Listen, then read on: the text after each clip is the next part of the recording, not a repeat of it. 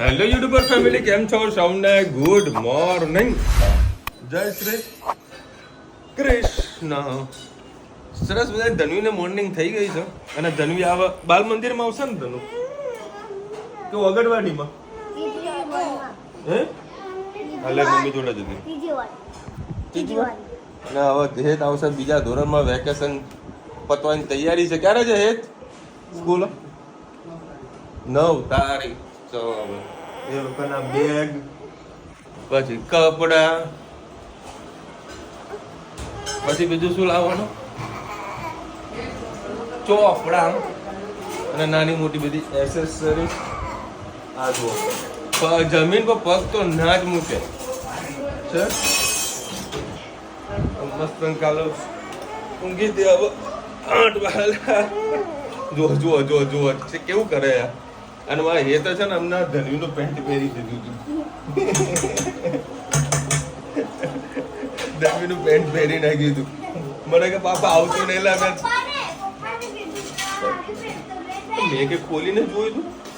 મને કે પાપા આવતું નહીં. બધું બેટા ધનવીનું પેન્ટ પહેર્યું છે. એટલે આ પીપોડીને આવો શું કરવાનું? લેજે પકડજે પીપોડીને. લે હવે અરુચિતા બે નાસ્તો બનાવી રહી છે, ટિફિન પેક કરી રહી છે. એ મમ્મી તમે લોકો જશો તમે કેવી રીતે હેન્ડલ કરવાનું? આને કેવી રીતે હેન્ડલ કરવાનું? આ તો બધા હશે તો થોડું થોડું હેન્ડલ થાય. પછી બહુ ટપ પડી જવાનું આ હેન્ડલ કરવાનો. તો જય શ્રી કૃષ્ણ. સૌને મારા સવારના રસોડામાં આપનું સ્વાગત છે. ભીંડી બટાકા બનાવી ચારભરી જેવું તેલ મૂકી દીધું છે. મેથી લસણ અને મરચાં સૂકી મેથી નાખેલું છે. આ બાજુ બટાકા પણ તેલમાં શેકવા માટે મૂકી દીધા છે એટલે આપણે સબ્જી ફટાફટ થઈ જાય. હવે જે આપણે ભીંડી સુધારી છે તે નાખી દઈએ. તમારી ભીંડી 2-3 દિવસની હોય તો એના ઠંડા પાણીમાં બરફ નાખીને 10 મિનિટ લગી એમને મૂકી રાખશું તો એકદમ તાજી થઈ જશે. કારણ કે માર્કેટમાંથી આપણે શાક લાવીએ તો આપણા પાસે ઘણા બધા શાક હોય તો વારાફરતી નંબર આવે એટલે 2-3 દિવસ આપણને સબ્જીની પડી રહેતી હોય છે. એટલે એને તાજી કરવા માટે બરફના પાણીમાં નાખી દેવું. આખી નાખી 10-15 મિનિટ અડધો કલાક તમે બરફના પાણીમાં પલાળશો ને એકદમ તમારે કૂણી અને હાલ જ લાયા હોય એ આ ભીંડા થઈ જશે.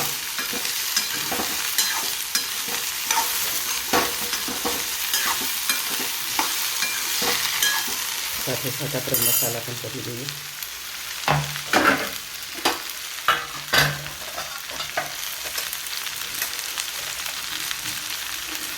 હળદર, ધાણા જીરું, લાલ મરચું, હિંગ અને બટાકામાં થોડું મીઠું નાખ્યું છે એટલે ભીંડા પોતે આપણે મીઠું નાખીએ. સાથે સાથે થોડોક લીંબુનો રસ પણ નાખી દઈએ એટલે ભીંડાનું ચીકાશ ના વરે. પહેલેથી જ નાખી દઈએ એટલે ચીકાશ આવે જ નહીં. અત્યારે લીંબુ એકદમ જાડી છાલના આવે છે એટલે જલ્દી બહુ રસ નીકળતો નહીં.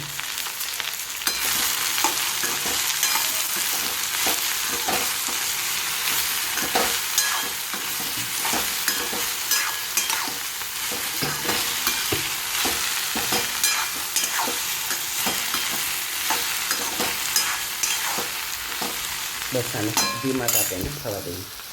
હવે જો આપણી ખાટી મીઠી દાળ ઉતરી રહી છે. ભીંડા થોડાક પારબોલ થઈ ગયા છે. હવે એની અંદર આપણે બટાકા નાખી દઈએ, મિક્સ કરી દઈએ. ધાણા પર નાખી દીધા છે.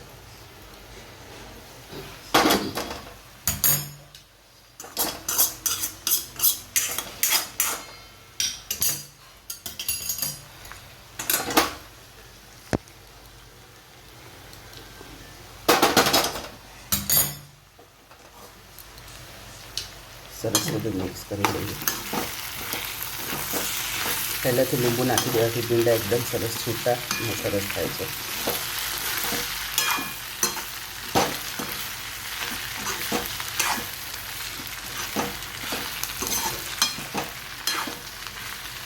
સરસ આપણું શાક મિક્સ થઈ ગયું છે અને ચડવા પણ આવી ગયું છે.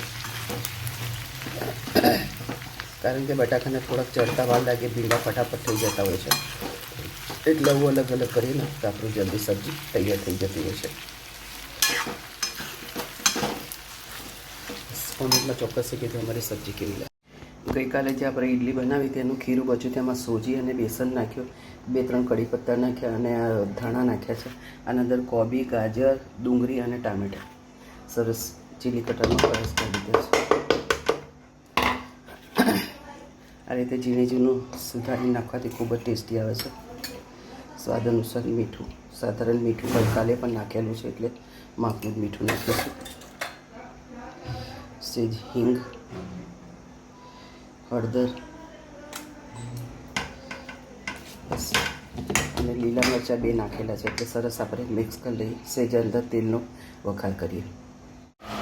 દૂધી નાખી દીધી છે અને વઘાર પણ આપણે સરસ તેલનો કરી દીધો. હવે સરસ બધું મિક્સ કરીને સેજ ખાવાના સોડા નાખીને અપમ ઉતારી.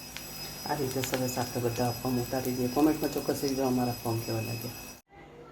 જય શ્રી કૃષ્ણ સૌને, મારા સાંજના રસોડામાં આપનું સ્વાગત છે. આજે બનાવીશું બટાકાના ભજીયા અને ભૂંગળા બટાકા. તમારી સાથે રેસીપી શેર કરું. બટાકાની ચિપ્સ પાડી દીધી છે, આવી રીતે મિશ્રથી પાડી દીધી છે, પાતળી. જ્યારે પણ અમારે બટાકાને કરવાનું તો આ રીતે એનાથી જ પાડીએ છીએ. સરસ પાણીમાં ડુબાડી દીધા છે. બેસન લીધું છે, આનામાં લીલા મરચાં અને લસણ છે, એ નાખી દઈએ.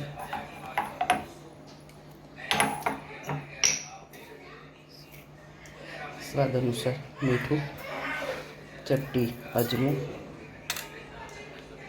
હિંગ, જરીક પિંચ હળદર, ચપટી ખાવાનો સોડા, જરીક તેલ, થોડું પાણી નાખીને આપણે સરસ મિક્સ કરતા જઈએ. આપણે ગાંઠા ના વળે એવી રીતે આપણે સરસ બેટર બનાવી દઈએ. ખીરું આપણું તૈયાર થઈ ગયું છે. લાસ્ટમાં થોડાક આપણે અંદર ધાણા ધોઈને નાખી દીધા, એ પણ મિક્સ કરી દઈએ. આપણે ભજીયા બનાવતા પહેલાં 10 મિનિટ પહેલાં આપણે ખીરું બનાવી અને તૈયાર રાખવાનું, પછી જ આપણે ભજીયા બનાવવાના, તો ભજીયા એકદમ સોફ્ટ અને સરસ કડક થાય છે. હવે આગળની પ્રોસેસ જુઓ. આપણા બટાકાના ભજીયા આ રીતે તૈયાર થઈ ગયા છે. બસ કોમેન્ટમાં ચોક્કસ જો અમારા બટાકાના ભજીયા તમને કેવા લાગ્યા. શું થયું બોલ? જુઓ ભાઈ, અત્યારે ટોમ એન્ડ જેરી બાજ્યા હતા, ધણીને વળી વાગ્યું છે. અને શું કર્યું હતું? હેતે શું કર્યું હતું?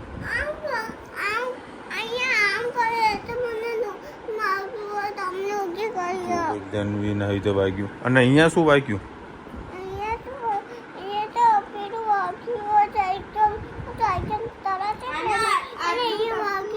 સાયકલ ચલાવી ત્યાં વાગ્યું હતું. હવે તને શું વાગ્યું બોલ? ચાલ ભાઈ,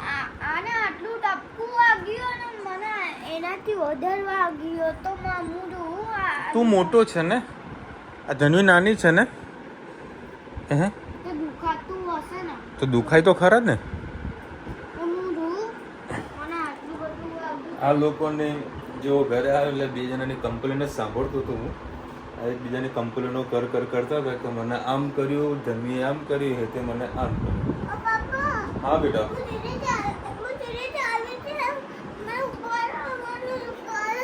હા ચાલ આવતી રહે. બસ માં દીકો. હા દેખાય ને એટલે દરવાજો ખોલે અને હાથમાં જે મહેંદી આવી છે ભાઈ, ગજબની આવી. જો તમે મહેંદી બતાવજો. તમે મહેંદી તો બતા, મહેંદી તો બતા. હા ભાઈ હા, જેવો હું ઘરે આવું ને ટોમ એન્ડ જેરીની કમ્પ્લેનો સાંભળવાની, પછી ન્યાય કરવાનો, કોને મારે બોલવાનું, કોને નહીં બોલવાનું. ચલો ભાઈ, 10 વાગ્યા છે, સરસ મજાની સુગંધ આવી રહી છે. આહા આહા આહા,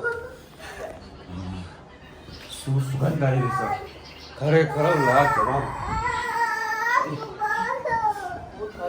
આમાં ધનુને કોઈક વાગ્યું ભાઈ. આવ જા બા જોડે જા, બા તને ફૂંક મારશે એટલે ચાલે. શું આજ છે? બટાકાનું શાક ને ભૂંગળા. હા હા હા, મોજ મોજ. તું બોલ દે, તને આચું બોલ દેજે. એ તું ખાઈ ગયો તો? મેં ખાલી 2 જ ખાધી. તો ધનવીએ કેટલી ખાધી હતું? બાને વધારે ખાધી. પછી વધારે એના 4 ખાધા. અને ધનવી તો ના પાડે કે મેં તો ખાધું જ નહીં. ધનવીને પેલી ડીશ ભરીને ખાધી. એને નહીં ખાધી.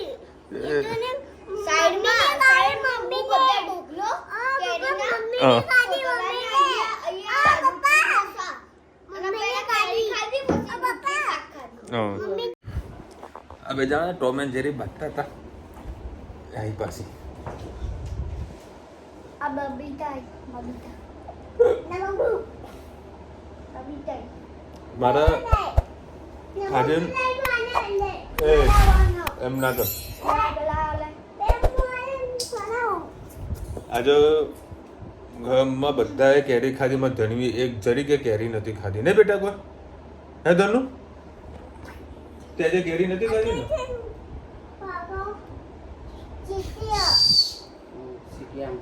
હે ધનુ તે આજે કેરી ખાધી હતી? નથી ખાધી ને? નથી ખાધી ને? તે બધાએ ખાધી ને? તને નથી ખાધી ને? બસ ચાલ આવે સાઈડમાં આવતી રહેજો.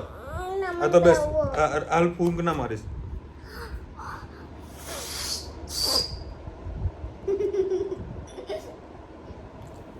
અને જોઈએ ને તો મગજ એકદમ માઇન્ડ ફ્રેશ થઈ જાય. અને જો બોલે ને તો કાન બંધ કરી દેવા પડે ને. રાતે કેને તું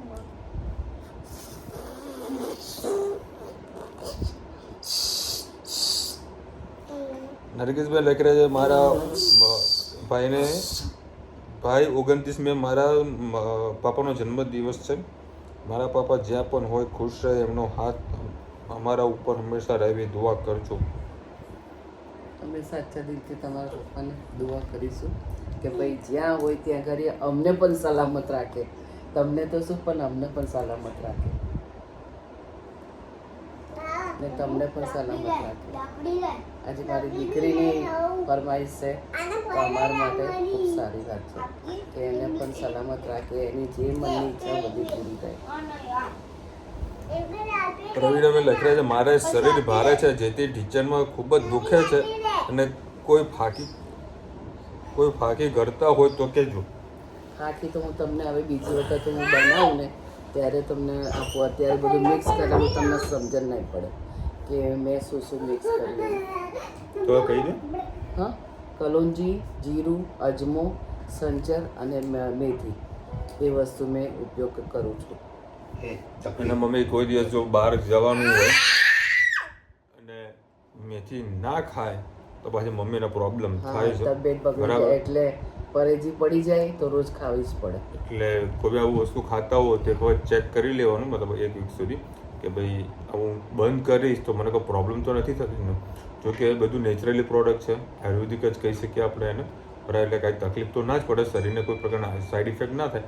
પણ તો પછી તો અમુક વખત શું હોય છે કે અમુક મેડિસિન એવી હોય છે ને કે જે મગજમાં આપણે ઘૂસી ગયેલી હોય, એ વસ્તુ ના ખાઈએ તો આપણે ચેન ના પડે.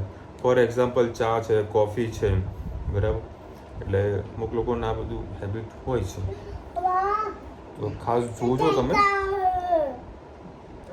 પ્રવીણાબેન લખ રહ્યા છે હેવમોરમાં 10 રૂપિયાથી નાના કોન મળે છે, તે રોજ ખાવ તો વાંધો નહીં. રોજ ખાવાનું તમે કયો છો? એટલે શું છે કાલે જે વસ્તુ લાવ્યા હતા ને તમે ધનવીને નતા આપી, બરાબર? ધનવીને નથી આપી, ધનવી સૂઈ ગઈ હતી. પછી કેરી નતો લાવ્યો હું, તો ત્યારે કાપી ના પડે કેરી? અમે અત્યારે ખાધી બધા ભેગા થયા. કેરી રહી યાર, કેરી કશું નહીં પીધું, પાણી પીધું. જા અત્યારે માટલામાં પાણી તો પીએ. ઠંડુ હો પાછું, ઠંડુ પીધું. એટલે ગોટલું મેં હેત ને હતો તો તે હેત કે બહુ ખાટી જ હતી. તું મૂકી દેજે ગોટલો, મૂકી દે, હું ખાઈ જાઉં છું. એ કે ગોટલો ખાટો હતો તો ખાટું કશું નતું, ખાલી નાટક કરતો હતો. એ આ કે તું મૂકી જ દે, હું ખાઈ જઈશ હતો. એ નહીં છોડ નહીં કોઈ બેટા. આખો હા ભૂંગળા બટાકાને તીખા લાગી ગયા ને, મને કે પપ્પા આવાને ધોઈ ના લો. બટાકાને ધોઈ ના લે. મને હેત કે પપ્પા આને તમે કેમ પંપાડો છો વધારે? બધું બકા દીકરી હોય ને નખરાડી હોય એટલે એને પંપાડવી પડે અમારે. ગાયત્રીબેન લખી રહ્યા છે મેં વ્લોગ પૂરો કરવા ટાઈમે તમે જોવાની ટેવ બારી ગઈ છે. એટલે મજા નહીં આવે એવું કઈ રીતે થાય? વિશાલભાઈ ત્યાં આવે કોઈ વાર બ્લોગ પૂરો કરવા આવો તો મજા આવે. હા, અમે આવતા જતા રહીશું ને. અમારે તો ઘરમાં ભાગલા પાડેલા છો. ભાગલા તો કઈ પાડ્યા જ નથી કે આ તારું ઘર ને આ મારું ઘર. મારું ત્યાં બધો દરવાજા અમારા ખુલ્લા જ છે, એટલે અમારું કઈ તકલીફ જ નહીં. ખાલી ઘરથી જુદા થયા, દિલથી જુદા નહીં. અને એવું કઈ ઝઘડા કરીને નહીં જવાનું કશું. પ્રેમથી જુઓ. જઈએ છે. સપોઝ આ લોકો અહીંયા બી રહે બરાબર, આજે ને તો કાલ મેં ઘણી વખત કીધું છે, આજે ને તો કાલે મારા અમદાવાદ તો જવાનું તો છે જ બરાબર. આ લોકો પહેલેથી જશે, પછી હું પાછળથી જઈશ, શું ફરક પડે છે? અરે ઘર ખાલી રહેશે.